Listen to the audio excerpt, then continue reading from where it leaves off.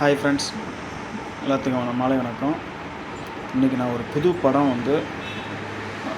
புது படத்தோட அப்டேட் ஒன்று சொல்ல போகிறேன்.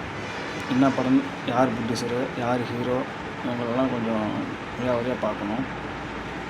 ப்ரொடியூசர் வேறு யாரும் இல்லை, ரூட் மாஃபியோ அண்டு லாட்ரி கும்பல். இவங்க 2 பேரும் சேர்ந்து தயாரித்த நம்ம எல்லாத்துக்கும் பிடிச்ச நம்ம சிஎம் அங்கிள் நடிக்கிற தளபதி விஜய் அவர்களின் தமிழ்நாடு முதலமைச்சர், இதுதான் டைட்டில். இந்த தமிழ்நாடு முதலமைச்சர் இந்த படம் ஒரு 5 வருஷம் ஓடும். எப்படியும் ஒரு 5 வருஷம் எப்படியும் ஓட்டிடுவோம்னு நினைக்கிறேன். ஏன்னா அப்படி தான் நடந்துகிட்ருக்குது. எப்படியும் ஓட்டிடுவாங்க. அவனை ராஜினாமா பண்ண வச்சு சோபாவை அனுப்பிவிட்டு குதிரை பண்ணி எல்லாம் ஒன்றா நடந்துட்டு தான் இருக்குது. எப்படியும் ஒரு 5 வருஷம் எடுத்துருவாங்க. அது பண்ணுறதுக்கு வேறு வழி இல்லை, அப்படி நடக்கும்னு நினைக்கிறேன். இந்த 5 வருஷம் பாருங்கள், சினிமாவில் பார்க்குற மாதிரி எல்லாம் ஆக்ஷன், சென்டிமெண்ட்டு எல்லாம் இருக்கும்.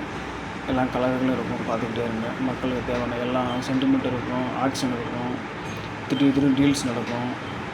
எல்லா பக்கமும் போலீஸிலிருந்து சிங்கப்பெண், அமைச்சர்கள், ஸ்கூல் எல்லாம் கேமராவோட அலைவாங்க. பார்த்துக்கோங்க, எல்லாம் கேமரா தூக்கிக்கிட்டே போவாங்க.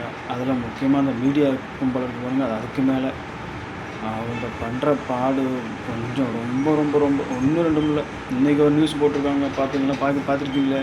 முதலமைச்சரை தன்னை பார்க்க வந்த மக்களை தன்னுடைய காரிலிருந்து தானாகவே இறங்கி தன் காலில் தானாகவே சொந்தமாக நடந்து மக்களை சந்தித்தார் அப்படின்னு நியூஸில் போடுறாங்க. இதெல்லாம் என்ன கன்றாவின்னு தெரியல. அவர் காலாலே நடந்து, அவரே சொந்தமாக நடந்து மக்களை பார்த்துருக்காங்க முதலமைச்சர். என்ன பண்ணுறது, இதெல்லாம் ஒரு நியூஸு. இதெல்லாம் நினைக்கும் போது முடியலடா சாமி.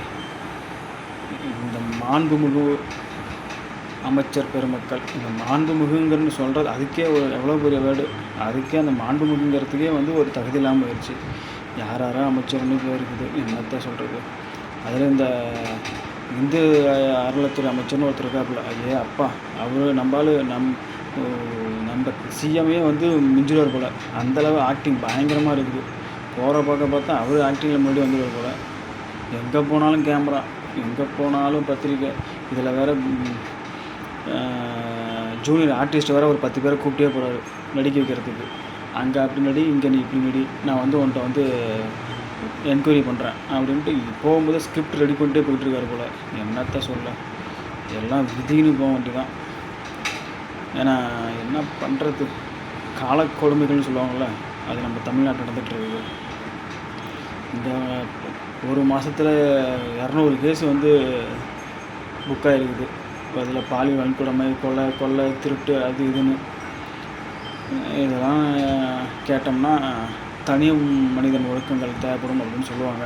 சரி, நம்ம தனி மனித ஒழுக்கத்தில் இருந்துக்கலாம். ஏதோ நான் இத்தனை நாள் அரசியல் பேசக்கூடாமல் தான் இருந்தேன். அரசியல் பற்றியே பேசக்கூடாது, நான் மட்டும் போயிடணும், நம்ம உரமா ஓட்டு போட்டோமா போனோம்னு இருக்கணும்னு தான் இருந்தேன். ஆனால் இதுக்கு இப்போ இருக்கிற தற்கொலை கூட்டத்துக்கு அரசியல் பேசினாலும் புரியாது, அரசியல் பேசாமல் இருந்தாலும் புரிய மாட்டேங்குது. என்னத்தை பண்ணுறது நம்ம அப்படிங்கிற மாதிரி நிலைமை வந்துருச்சு நமக்கு. ஏதோ தமிழ்நாடு இன்னும் 5 வருஷத்தில் என்ன ஆக போகுது. நல்லா இருந்தால் ஓகே, நாசமாக போனால் அதில் நாமளும் நாசமாக போக போகிறோம். அவ்வளோதான். என்ன பண்ணும், எல்லாம் காலக்கொடம்னு போக வேண்டியதான்.